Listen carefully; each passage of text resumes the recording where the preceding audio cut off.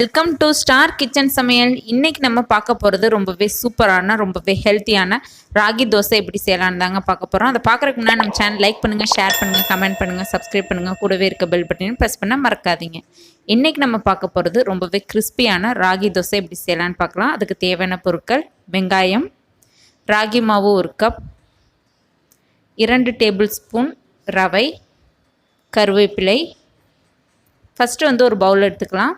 அதில் 1 கப் அளவுக்கு ராகி மாவு சேர்த்துக்கலாம்.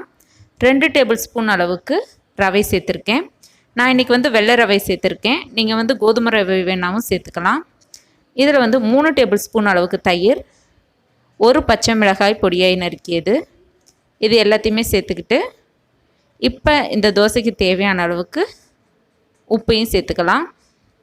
சேர்த்துட்டு இது எல்லாத்தையுமே நல்லா மிக்ஸ் பண்ணி விடுங்க. நம்ம சேனலில் ஃபஸ்ட்டே வெஜிடபிள் தோசை செஞ்சுருக்கோம், சோள ஊத்தாப்பும் செஞ்சுருக்கோம். பார்க்காதவங்க அதையும் பாருங்கள். இப்போ சிறிதளவு தண்ணி சேர்த்துட்டு இதை நல்லா மிக்ஸ் பண்ணி விடுறோம். தோசை மாவு பதத்துக்கு நல்லா மிக்ஸ் பண்ணி விட்டுருங்க. மிக்ஸ் பண்ணி விட்டுட்டு இதை ஒரு 10 மினிட்ஸ் ஊறட்டும். ஏன்னா நம்ம இதில் ரவை சேர்த்துருக்கோம், அதனால் ஒரு 10 மினிட்ஸ் இந்த மாவு ஊறட்டும். அதுக்குள்ளாரையும் இதுக்கு தேவையான தாளிப்பு நம்ம ரெடி பண்ணிக்கலாம். ஃபஸ்ட்டு ஒரு பேன் வச்சுக்கோங்க. அதில் 1 டேபிள் ஸ்பூன் அளவுக்கு ஆயில் சேர்த்துக்கோங்க. ஆயில் ஹீட் ஆன உடனே உளுந்தம்பருப்பு சேர்த்துக்கோங்க.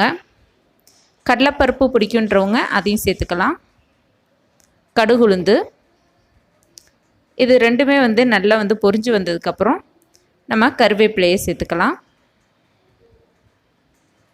இப்போ இதில் கருவேப்பிலையும் சேர்த்துக்கிட்டோம். சேர்த்துட்டு பொடியை நறுக்கிய பெரிய வெங்காயத்தையும் சேர்த்து நல்லா வணக்கி விடுங்க. நார்மலாக நம்ம செய்யக்கூடிய தோசைகளை விட ராகி தோசை ரொம்பவே ஹெல்த்தியானதுங்க.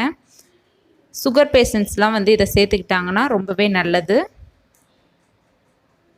நார்மலாக நம்ம செய்யக்கூடிய ராகி ரொட்டி, புட்டு இதெல்லாம் விட இது ரொம்பவே கிறிஸ்பியாக இருக்கும். சாப்பிட்றதுக்கும் ரொம்ப நல்லாயிருக்கும். இப்போ நம்ம செஞ்சு வச்ச தாளிப்பை அந்த மாவில் சேர்த்துக்கிட்டோம். சேர்த்துட்டு நல்லா மிக்ஸ் பண்ணி விட்டுருங்க. மிக்ஸ் பண்ணி விட்டுட்டு இப்போ நம்ம தோசை பேன் வச்சுட்டோம். நல்லா ஹீட் ஆனதுக்கப்புறம் நம்ம இதில் தோசையை ஊற்றிக்கலாம். நம்ம நார்மலாக எப்படி ரவா தோசையெல்லாம் ஊற்றுவோமோ அதே மாதிரியே ஊற்றுங்க. சுற்றி தேவையான அளவு எண்ணெய் விட்டுக்கோங்க. ஃபஸ்ட்டு மேலே நல்லா வெந்ததுக்கப்புறம் திருப்பி போடுங்க. ரொம்பவே கிறிஸ்பியாக இருக்கும். இது நார்மலாக நம்ம சாப்பிடக்கூடிய ரவா தோசை மாதிரியே இருக்கும்.